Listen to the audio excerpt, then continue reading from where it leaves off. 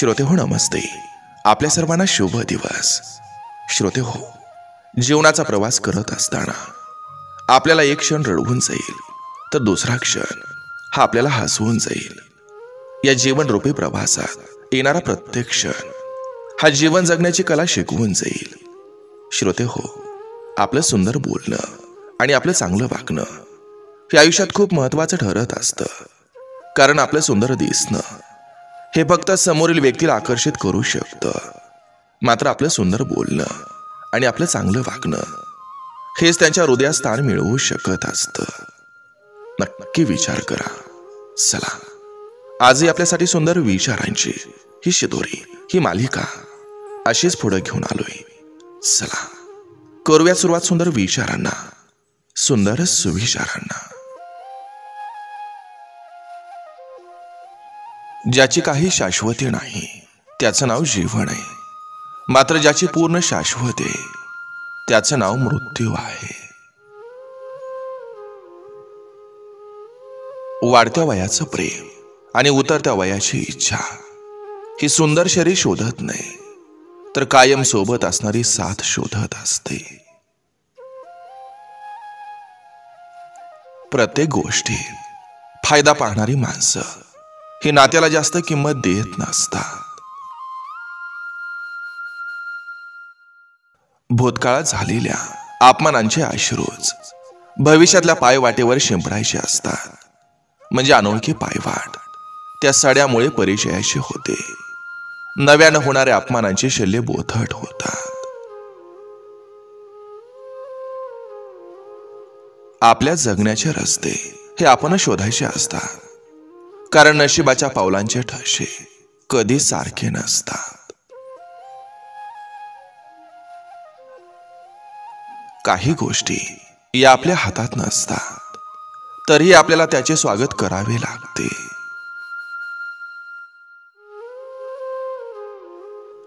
आवडत्या व्यक्तीला भेटणं म्हणजे अनेक गोष्टीवर नकळत मिळालेलं समाधान असतं.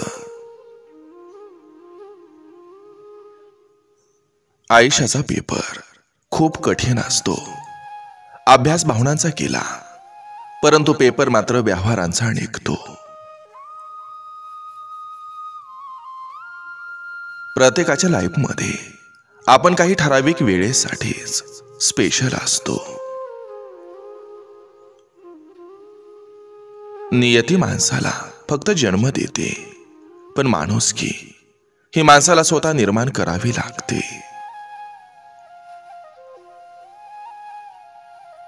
स्वतःचा अपमान झाल्यावर सुद्धा जो व्यक्ती छोटीशी स्माइल देऊन पुढे जातो, तो व्यक्ती आयुष्यात काहीही करू शकतो.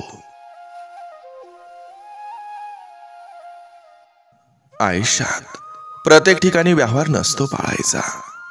काही ठिकाणी ऋणानुबंध, प्रेम, माया ही जपायची असतात. कारण व्यवहाराची प्रक्रिया ही डोक्याकडून बुद्धीकडून राबवली जाते, तर ऋणानुबंध जपण्याचा संस्कार हृदयापासून संक्रमित होत असतो. मनातली प्रत्येक गोष्ट ही मनातल्याच व्यक्तीला सांगितली जाते.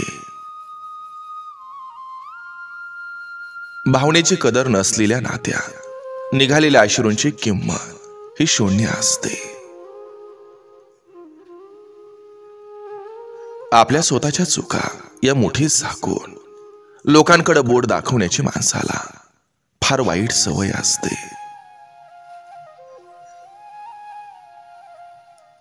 कुणाला काही देण्यासाठी माणसांची ऐपत महत्वाचे नसते, तर मनानं मोठं असणं महत्वाचं असतं. आपल्यापाशी काय आहे आणि किती आहे यानं काही फरक पडत नाही. फक्त आपली विचार करण्याची पद्धत आणि नियत ही शुद्ध असायला हवी. कोणाशीही मोकळं न बोलल्यानं स्वतःशीच मनातल्या मनात बोलणं वाढत जातं.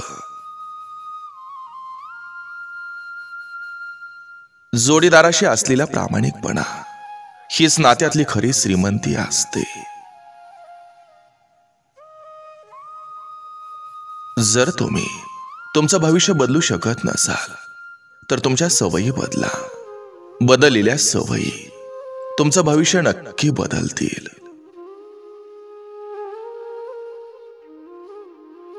एका मागोमाग वाटेवर चालणारे असंख्य असतात.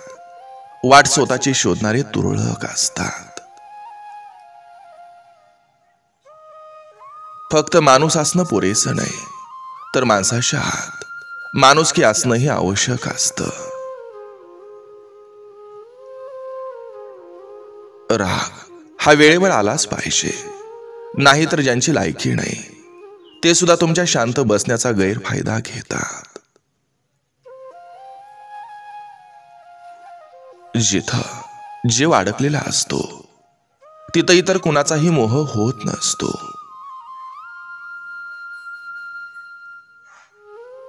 प्रत्येक दगडात देव सापडला असता तर पायरी कधीच बनली नसती. त्याचप्रमाणे आपण प्रत्येक माणसांकडून चांगल्याचीच अपेक्षा केली असती तर जीवनातला आंबट गोडपणा कळला नसता. एखाद्याकडून अपेक्षा भंग झाल्यावर त्याच्यावर नाराज होण्यापेक्षा स्वतःवर नाराज व्हा, कारण अपेक्षा ठेवण्याची चूक ही आपणच केली होती. जावई लेकीपेक्षा तेव्हा जास्त प्रिय वाटायला लागतो जेव्हा आई वडिलांना लेक सासरी आनंदी दिसते. पहिल्यासारखं दिवस राहिलं नाही आणि पहिल्यासारखी माणसंही राहिली नाहीत.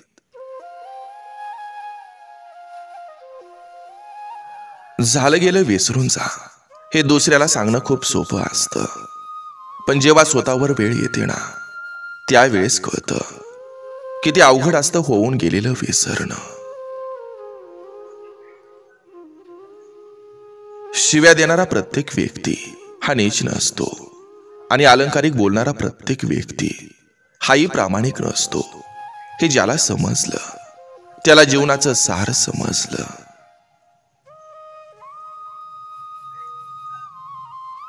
प्रेम म्हणजे नक्की काय असतं? शारीरिक आकर्षण नाही, जो आपल्याला आवडतो ती व्यक्ती सदा आनंदी सुखी राहावी ही कामना म्हणजे प्रेम, भलेही ती कुठेही असो. सापाच्या दातात, विंचूच्या डंकात आणि माणसाच्या मनात किती विष भरले याचा अंदाज येणं अवघड आहे. एक वेळ उपाशी मरा, पण भावाची बहिणीची फसवणूक करून आपल्या मुलासाठी त्यांच्या वाटेची संपत्ती हडप करू नका. अन्यथा या जन्मात नाही पण पुढच्या जन्मात त्याचा परिणाम भोगायला तयार राहा, आणि हे जीवनाचं आढळ सत्य आहे.